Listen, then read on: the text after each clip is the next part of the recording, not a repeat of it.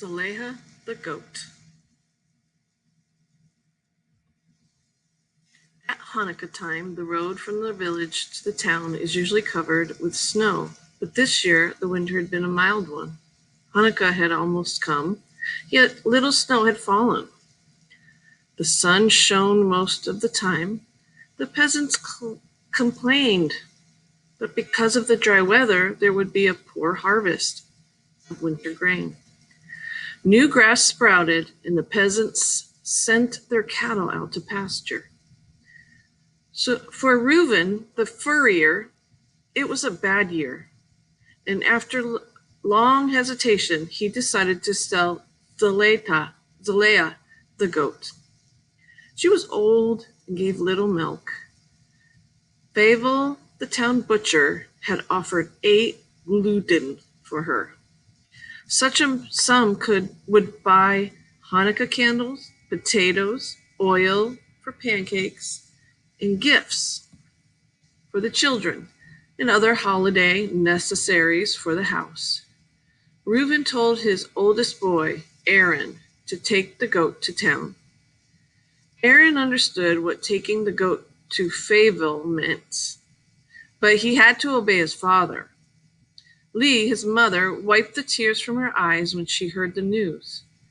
Aaron's younger sisters, Anna and Miriam, cried loudly. Aaron put on his quilted jacket and a cap with earmuffs, bound a rope around Zatel's neck, and took along 2 slices of bread with cheese to eat on the road. Aaron was supposed to deliver the goat by evening, spend the night at the butcher's, and return the next day with the money. While the family said goodbye to the goat and Aaron placed a rope around her neck, Zlateh stood as patiently and good-naturedly as ever. She licked Reuven's hand. She shook her small white beard. Zlateh trusted human beings.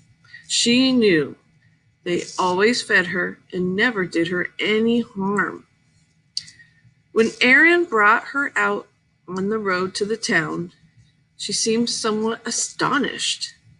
She'd never been led in that direction before. She looked back at him questioningly, as if to say, "Where are you taking me?" But after a while, she seemed to come to the conclusion that a goat shouldn't ask questions. Still, the road was different. They passed new fields, pastures, and huts with thatched roofs.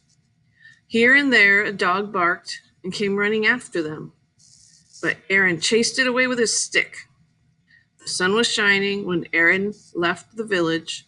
Suddenly, the weather changed.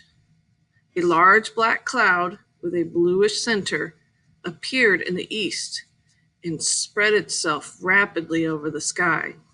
A cold wind blew in with it. The crows flew low, croaking. At first, it looked as if it would rain, but just a moment. There's the thatched roofs on the left. That one little house. The other ones look like they're wood. But instead, it began to hail as in summer. It was early in the day, but it became dark as dusk. After a while, the hail turned to snow. In his 12 years, Aaron had seen all kinds of weather, but he had never experienced a snow like this one. It was so dense, it shut out the light of the day. In a short time, their path was completely covered. The wind became as cold as ice. The road to town was narrow and winding. Aaron no longer knew where he was. He would not see through the snow. The cold soon penetrated his quilted jacket. At first, Zlateh didn't seem to mind the change in the weather. She too was 12 years old and knew what winter meant. But when her legs sank deeper and deeper into the snow, she began to turn her head and look at Aaron in wonderment. Her mild eyes seemed to ask, Why are we out in such a storm? Aaron hoped that a peasant would come along with his cart, but no one passed by. The snow grew thicker, falling to the ground in large whirling flakes. Beneath it, Aaron's boots touched the softness of a plowed field. He realized that he was no longer on the road. He had gone astray. He could no longer figure out which was east or west, which was the village, the town, which way was the village, the town. The wind whistled, howled, whirled the snow about in eddies. It looked as if white imps were playing tag in the fields. A white dust rose above the ground. Zlateh stopped. She could walk no longer. Stubbornly, she anchored her cleft hooves in the ground and bleated, as if pleading to be taken home. Icicles hung from her white beard, and her horns were glazed with frost. Aaron did not want to admit the danger, but he knew just the same that if he did not find shelter, they would freeze to death. This was no ordinary storm. It was a mighty blizzard. The snowfall had reached his knees. His hands were numb, and he could no longer feel his toes. He choked when he breathed. His nose felt like wood, and he rubbed it with snow. Zeletah's bleeding began to sound like crying. Those humans in whom she had much confidence had dragged her into a trap. Aaron began to pray to God for himself and for the innocent animal. Suddenly he made out a shape of a hill. He wondered what it could be. Who had piled snow into such a huge heap? He moved forward, dragging Zlateh after him. When he came near it, he realized that it was a large haystack which the snow had blanketed. Aaron realized immediately that they were saved. With great effort, he dug his way through the snow. He was a village boy and knew what to do. When he reached the hay, he hollowed out a nest for himself and the goat. No matter how cold it may be outside, in the hay it is always warm. The hay was food for Soleil. The moment she smelled it, she became contented and began to eat. Outside, the snow continued to fall. It quickly covered the passageway Aaron had dug. But a boy and an animal need to breathe, and there was hardly any air in their hideout. Aaron bored a kind of window through the hay and snow and carefully kept that passage clear. Zlateh, having eaten her fill, sat down on her hind legs and seemed to have regained her confidence in man. Aaron ate his 2 slices of bread and cheese, but after the difficult journey, he was still hungry. He looked at Zlateh. There's snow there. He looked at Zlateh, noticed her udders were full. He lay down next to her, placing himself so that when he milked her, he could squirt the milk into his mouth. It was rich and sweet. Zlateh was not accustomed to being milked that way, but she did not resist.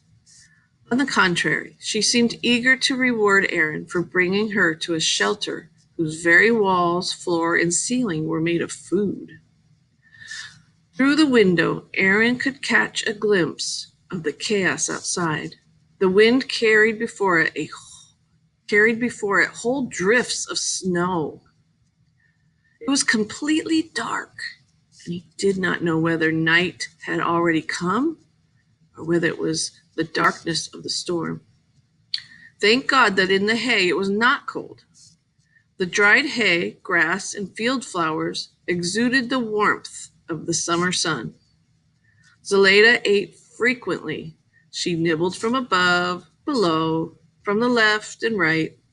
Her body gave forth an animal warmth, and Aaron cuddled up next to her. He had always loved Zlateh, but now she was like a sister. He was alone, cut off from his family, and wanted to talk.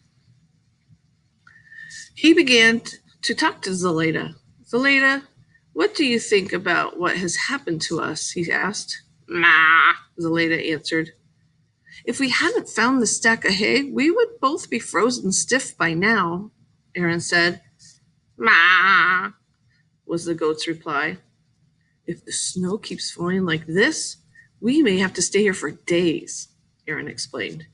Ma, Zlateh bleated. What does ma mean? Aaron asked. You better speak up clearly. Ma, Zlateh tried. Well, let it be ma, then, Aaron said patiently. You can't speak, but I know you understand. I need you and you need me. Isn't that right? Ma. Aaron became sleepy. He made a pillow out of some hay, leaned his head on it, and dozed off. Zlateh, too, fell asleep. When Aaron opened his eyes, he didn't know whether it was morning or night. The snow had blocked up his window. He tried to clear it, but when he had bored through to the length of his arm, he still hadn't reached the outside. Luckily, he had his stick with him and was able to break through to the open air. It was still dark outside. The snow continued to fall and the wind wailed, first with one voice and then with many. Sometimes it had the sound of devilish laughter. Zlateh, too, awoke, and when Aaron greeted her, she answered, Ma. Yes, Zlateh's language consisted of only one word, but it meant many things. Now she was saying, we must accept all that God gives us, heat, cold, hunger, satisfaction, light, and darkness. Aaron had awakened hungry. He had eaten up his food, but Zlateh had plenty of milk. For 3 days, Aaron and Zlateh stayed in the haystack. Aaron had always loved Zlateh, but in these 3 days he loved her more and more. She fed him with her milk and helped him keep warm. She comforted him with her patience. He told her many stories, and she always cocked her ears and listened. When he patted her, she licked his hand and his face. Then she said, Ma, and he knew it meant, I love you too. Oh, I see they're inside of the hay, squished together. The snow fell for 3 days, though after the first day it was not as thick and the wind quieted down. Sometimes Aaron felt that could never have been a summer, that the snow had always fallen ever since he could remember. He, Aaron, never had a father or mother or sisters. He was now a snow child, born of the snow, and so was Zlateh. It was so quiet in the hay that his ears rang in the stillness. Aaron and Zlateh slept all night and a good part of the day. As for Aaron's dreams, they were all about warm weather. He dreamed of green fields, trees covered with blossoms, clear brooks, and singing birds. By the 3rd night, the snow had stopped, but Aaron did not dare to find his way in the darkness. The sky became clear and the moon shone, casting silvery nets on the snow. Aaron dug his way out and looked at the world. It was all white, quiet, dreaming dreams of heavenly splendor. The stars were large and close. The moon swam in the sky as in the sea. On the morning of the 4th day, Aaron heard the ringing of sleigh bells. The haystack was not far from the road. The peasant who drove the sleigh pointed out the way to him. Not to the town and Fayetteville, the butcher, but home to the village. Aaron had decided in the haystack that he would never part with Zlateh. Aaron's family and their neighbors had searched for the boy. and the goat, but had found no trace of them during the storm. They feared that they were lost. Aaron's mother and sisters cried for him. His father remained silent and gloomy. Suddenly, one of the neighbors came running to their house with the news that Aaron and Zlateh were coming up the road. There was great joy in the family. Aaron told him how he had found the stack of hay and how Zlateh had fed him with her milk. Aaron's sisters kissed and hugged Zlateh and gave her a special treat: chopped carrots and potato peels, which Zlateh gobbled up hungrily. Nobody ever again thought about selling Zlateh, and now that the cold weather had finally set in, the villagers needed the services of Reuben, the furrier, once more. When Hanukkah came, Aaron's mother was able to fry pancakes every evening, and Zlateh got her portion too. Even though Zlateh had her own pen, she often came to the kitchen, knocking on the door with her horns to indicate that she was ready to visit, and she was always admitted. In the evening, Aaron, Miriam, and Anna played dreidel. Zlateh sat near the stove watching the children and the flickering of the Hanukkah candles. Once in a while, Aaron would ask her, "Zlateh, do you remember the 3 days we spent together?" And Zlateh would scratch her neck with a horn, shake her white beard, and come out with a single sound, which expressed all her thoughts and all her love